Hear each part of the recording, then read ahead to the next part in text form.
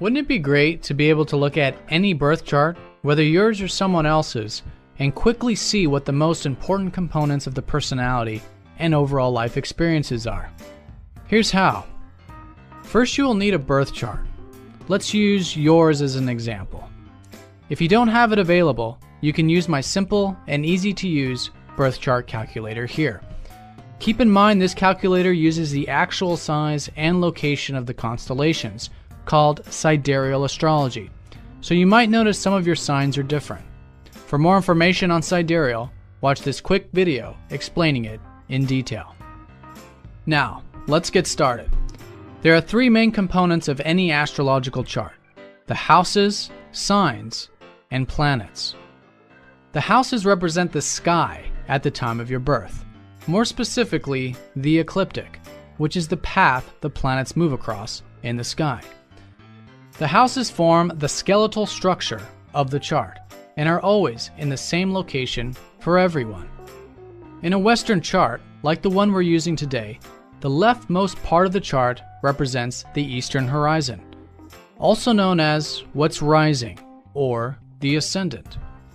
This is the beginning of the chart, and the houses start here, beginning with the first house, moving counterclockwise through the 12th.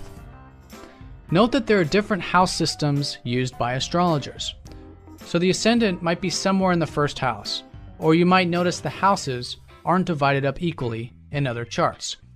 The system we are using today, and what my calculator uses, is called the equal house system, which divides up the ecliptic into 12 equal segments starting from the ascendant. Feel free to use whichever system you prefer.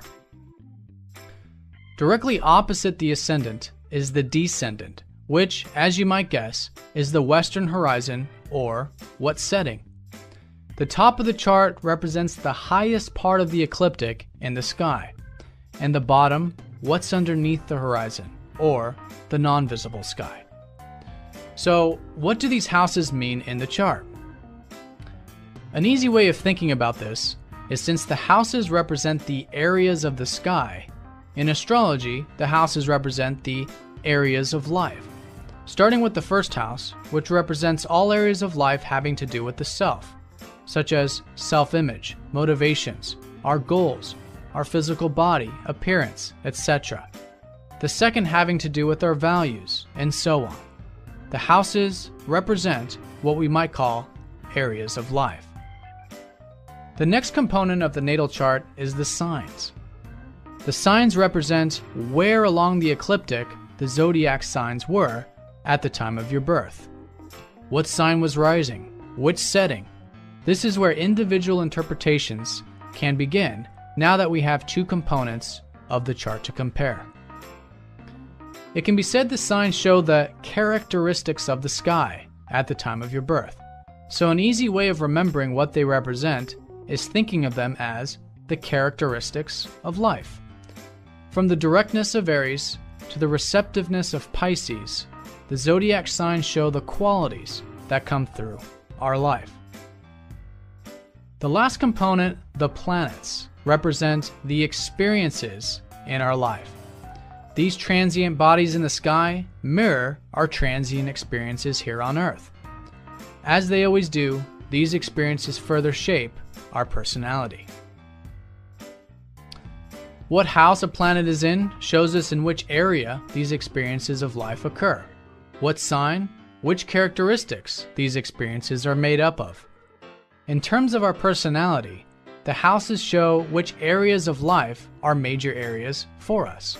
The signs, which characteristics are prominent in our personality.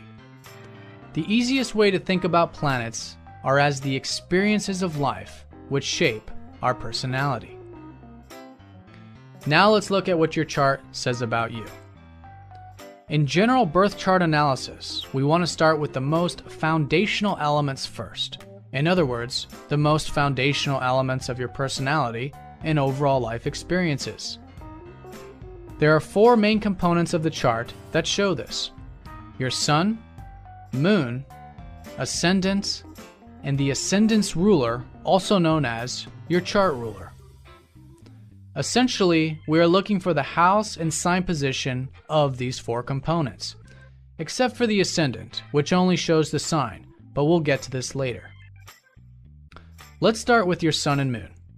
These two elements represent the most fundamental and essential yin and yang elements of the self. The sun represents your outwardly focused, expressive, and masculine side, while the moon your inwardly focused, reflective, and feminine side. Together, these planets make up the bulk of your inner and outer personality, along with the types of continued experiences that influence them. Identify the sun and moon in your chart. They are represented by these symbols here. Once you've identified both your sun's house and sign placement and your moon's house and sign placement, use these PDFs to uncover what these fundamental elements of your personality are all about. Remember that the house placements show the areas of life that are important to you and are major themes in your life. The sign shows the characteristics that come through your personality and life experiences. Your sun representing your outward self, and moon inward. Now let's look at your ascendant and chart ruler. These elements essentially represent how your life unfolds and what shapes your personality over time. They are like your sun and moon, except more specifically the life path and life events which further shape your personality. You might think of this as who you are becoming and strongly representing you and your life in the chart. Your ascendant represents the qualities that you are developing as a result of your life experiences. There is only a sign associated with it because it is always associated with the first house. Your chart ruler, on the other hand, is essentially the planet that rules the sign your ascendant is in. The house and sign position the chart ruler is placed in represents a more detailed look at not only what characteristics you are developing, but the area of life as well. First, let's identify your ascendant sign. Look up the characteristics of this sign using the same PDF we used earlier.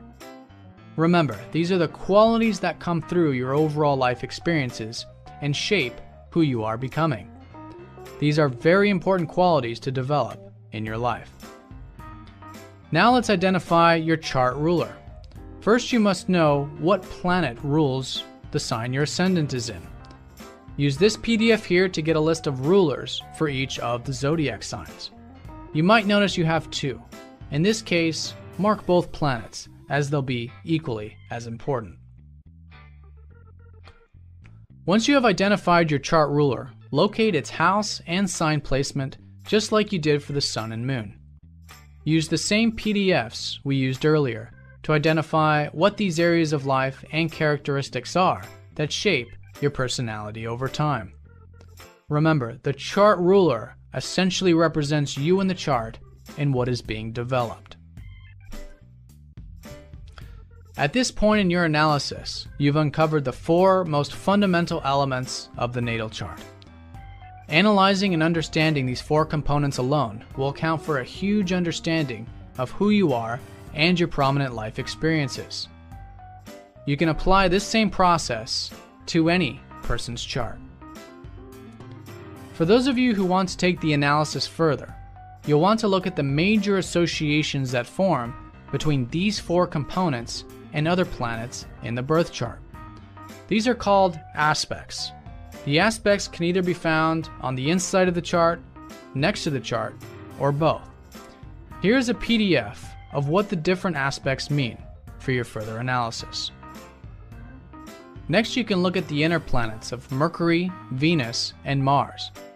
Then the middle planets, Jupiter and Saturn, followed by the outer planets of Uranus and Neptune, and the comets, Chiron and Pluto, analyzing their house and sign placements.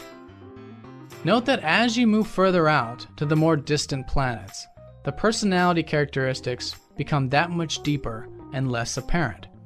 Much like an onion, where the outer layer of our personality and experiences represent the four main components we uncovered in this video, followed by the inner planets, middle, then outer in the center of the onion. As a side note, pay particular attention to any planets in the first house, as they will tend to come through strongly in the personality and experiences. Here is a list of the major planets. It shows what elements of the self and experiences in life they represent. With continued practice, focusing primarily on the four major components of the birth chart outlined in this video, you'll be able to interpret a birth chart quickly and precisely in a matter of minutes.